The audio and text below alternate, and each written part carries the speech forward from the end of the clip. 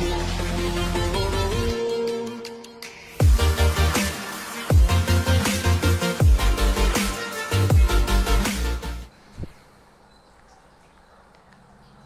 warahmatullahi wabarakatuh. Kepada yang terhormat Bapak Rahmat Ubadillah Akror selaku dosen pengampu mata kuliah Ilmu Hukum Pidana.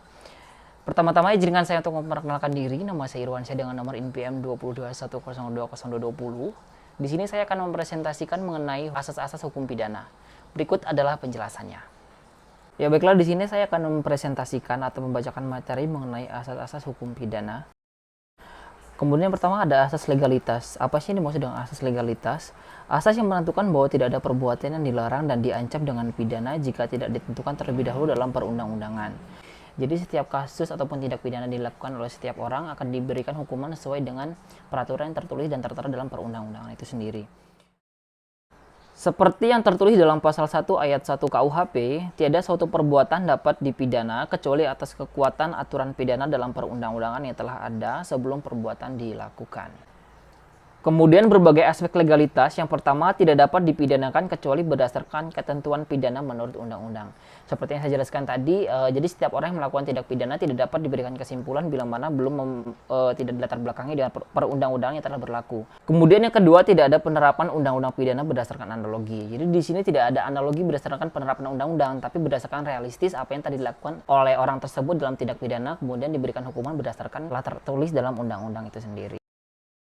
Kemudian yang ketiga, tidak dapat dipidana hanya berdasarkan kebiasaan. Kemudian yang keempat, tidak boleh ada perumusan delik yang kurang jelas atau lex cerita, undang-undang yang bisa dipercaya atau undang-undang harus dirumuskan secermat mungkin.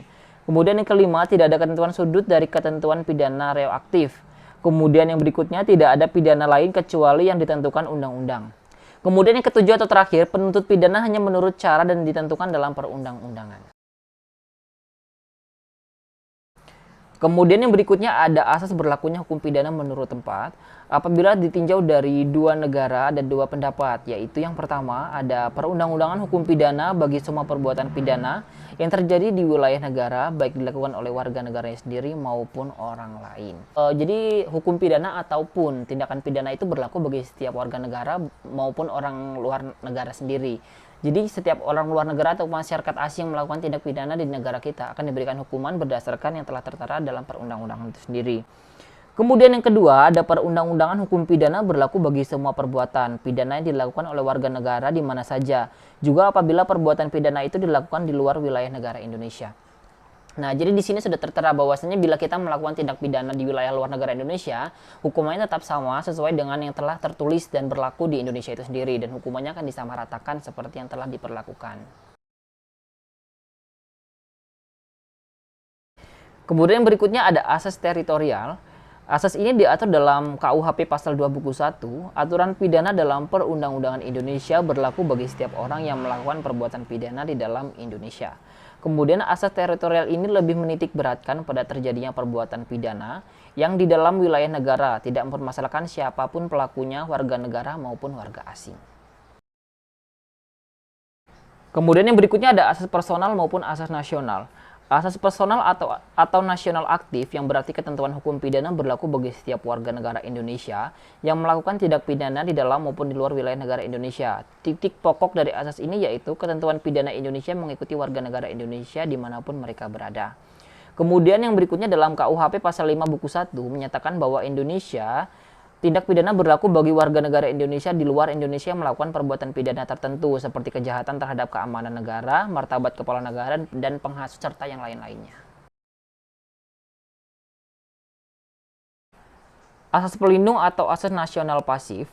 Selain asas personal atau asas lain yang memungkinkan diberlakukannya hukuman pidana nasional terhadap perbuatan yang terjadi di luar wilayah negara, yang mana terkandung dalam pasal 4 KUHP dalam pasal ini melindungi kepentingan nasional dan kepentingan internasional.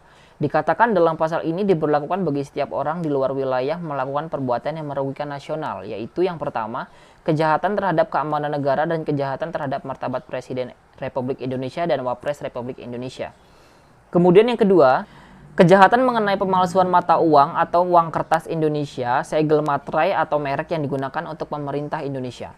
Kemudian yang ketiga, kejahatan mengenai pemalsuan surat-surat hutang atau sertifikat hutang yang dikeluarkan oleh negara Indonesia. Kemudian yang keempat atau yang terakhir, kejahatan mengenai pembajakan kapal laut Indonesia dan pembajakan pesawat udara Indonesia.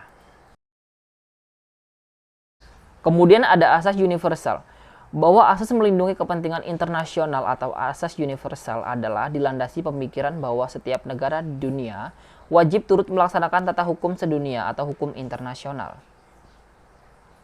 Asas universal terkait dengan delicta jus gentium atau kejahatan terhadap masyarakat internasional, yaitu perundang-undangan hukum pidana suatu negara berlaku bagi semua orang yang melakukan pelanggaran terhadap hukum pidana internasional.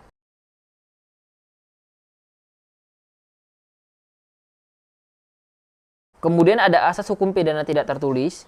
Yang pertama, ada beberapa dasar hukum yang dapat dijadikan dasar dalam berlakunya hukum adat di Indonesia pada saat ini, antara lain sebagai berikut. Yang pertama, ada ketentuan Undang-Undang tahun 1945 dalam pasal 18B ayat 2, Undang-Undang Dasar Negara Republik Indonesia 1945. Kemudian yang kedua ada Undang-Undang Nomor 5 tahun 1960 tentang UU-PH pasal 2 ayat 4. UU-PA mengatur tentang pelimpahan wewenang kembali kepada masyarakat hukum adat untuk melaksanakan hak menguasai atas tanah. Kemudian yang ketiga ada Undang-Undang Nomor 48 tahun 2009 yang menggantikan Undang-Undang Nomor 4 tahun 2004 tentang ketentuan-ketentuan pokok kekuasaan pasal 50, yaitu putusan pengadilan selain membuat alasan dan dasar putusan juga membuat pasal tertentu dengan peraturan perundang-undangan yang bersangkutan atau sumber-sumber yang tertulis dan dijadikan dasar untuk mengadili seseorang. Kemudian yang keempat atau yang terakhir ada Undang-Undang Nomor 23 tahun 2004 tentang pemerintahan daerah, lebih tertuju pada penegasan hak masyarakat hukum adat untuk mengelola sistem politik dan pemerintahannya sesuai dengan ketentuan hukum adat setempat. Ya baiklah, itu tadi adalah presentasi dari saya mengenai asas-asas hukum pidana. Kurang lebihnya saya mohon maaf dan kepada Allah saya mohon ampun. Terima kasih buat yang sudah menonton video ini. Saya undur diri. Wassalamualaikum warahmatullahi wabarakatuh.